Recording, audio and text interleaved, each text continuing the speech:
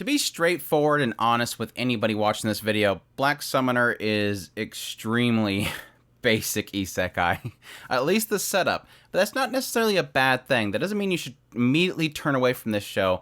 But I'll get more than that. I just watched the first episode of Black Summoner, but this is my thoughts on it so far, so let's jump right into it. Black Summoner opens up with a guy named, well, he eventually finds out his name is Kelvin, who has recently been reincarnated into another world, a fantasy world. What he quickly realizes when he wakes up, he has no memories of his previous life, but he is greeted by this goddess, the goddess that actually reincarnated him to this place. And what the goddess tells him is that, yes, your previous self, your pre-reincarnated self, pretty much gave you a bunch of stats that he thought would be perfect for you before letting us remove his memories for some extra skill points and then reincarnating you into this world. But not only that, we find out a little bit later that this goddess that's talking to him, the one that reincarnated him, he fell in love with her and was so doting on her that eventually she agreed that she would be reincarnated with him as a spirit that he can summon. But unfortunately, he doesn't have enough mana points yet, so she just, for this moment, just talks to him and kind of guides him through the process, you know, explaining to him that he has all these skills that his previous self kind of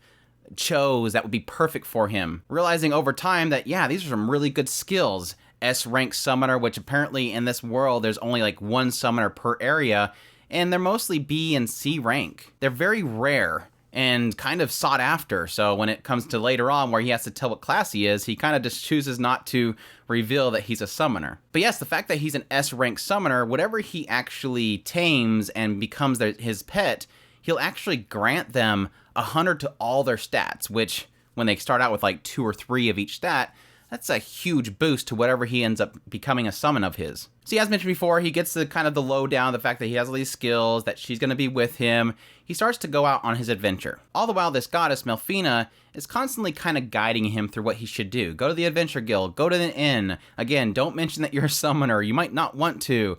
And yes, explain the whole process of the abilities that he has. After signing up to the Adventure Guild and getting his rank, he goes out on a mission, and at this mission he has to kill these blue slimes.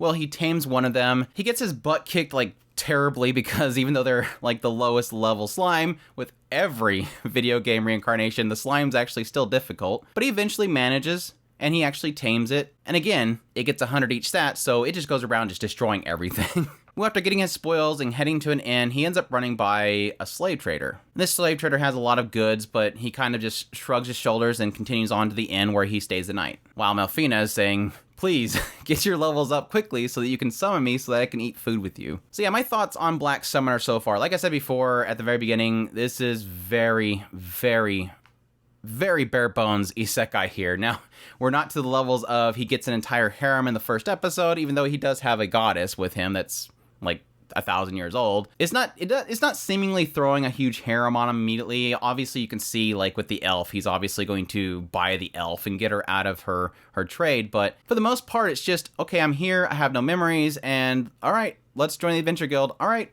let's kill some slimes. All right, let's check out my skills. Nothing so far has done anything unique. But additionally, like I said, that's not necessarily a bad thing. This is a very laid-back isekai. This isn't trying to do something really fantastical, nothing that makes you think too hard.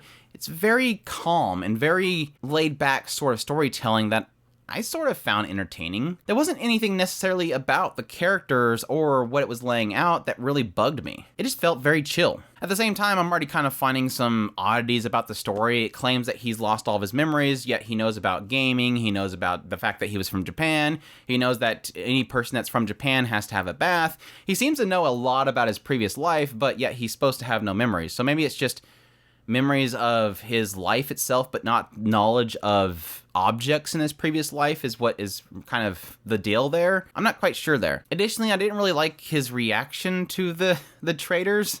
Like, he goes in this back alley and he sees these people in these cages and he's just kind of watching, he's just staring, and then he just shrugs and walks away. It was like, I mean, I am from the perspective that if it's in that world, it exists, it's something you're not supposed to like, but it doesn't mean that it can't be in the story, and it's not as if he's in the position that he can do anything. He's literally level 1. He got his butt kicked by a slime. It's not like he's gonna go, how dare you all have these? Get rid of all these. He does nothing he can really do, but obviously he will probably eventually do. I'll just be curious because this gets into I guess the mechanic of this story is going to obviously be the unique skills that was chosen for him. His unique skill is that he is S-rank summoner. Like, right off the bat, he is master class at this. And the interesting thing that comes from that is that because he's an S-class, anything he tames and becomes one of his summons will then have these insanely increased stats. So even if he were to tame a whole bunch of level 1 slimes, he would literally have an army that could probably take on anything.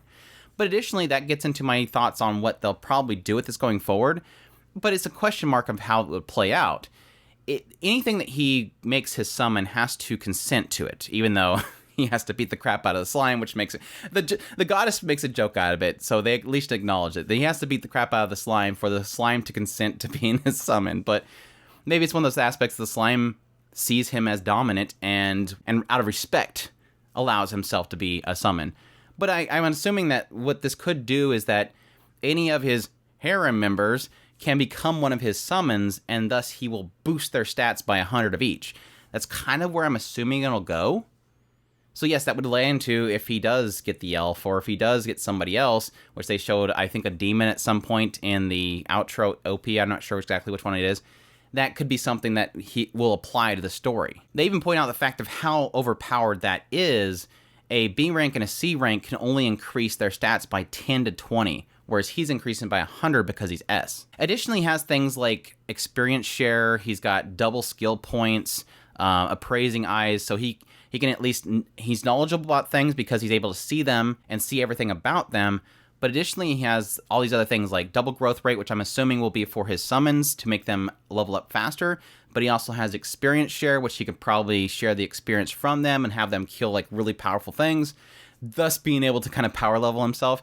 So I'm assuming that's all the play out, the mechanics of his abilities and how that will make him essentially grow exponentially and his summons grow exponentially. As for the characters so far, they're all right. Kelvin's fine. He doesn't really have too much going for him. Like I said, he does have a lot of knowledge that I wouldn't think he would have, but I think his chemistry with Melfina so far has been really solid. Obviously, she's kind of love-stricken by him. She's agreed to this whole thing because she needed a vacation anyways. But there is like this goofy aspect that he doesn't remember her to know if he fell in love with her, but at the same time, she's like, oh, but you'll fall in love with me again, that's fine. And then at the same time, he's like, well, I want to summon you quickly so I can figure out why my previous self fell in love with you so badly. There's a really goofy chemistry about the two of them, and I think they're so far doing really well to kind of jump off each other. And I think that's why, despite the fact that it's a very basic isekai, I still enjoyed it because the characters are kind of just likable. They're not annoying me at the same time. They're just kind of a nice little duo. My hope, obviously, is that when they get into the other characters that's going to be in the group, because obviously it can't just be the two of them, that chemistry will continue to grow. I'll also kind of be curious, and again, I think this is going to play into the whole shared experience and the aspect that the summons are so super OP once he actually gets them.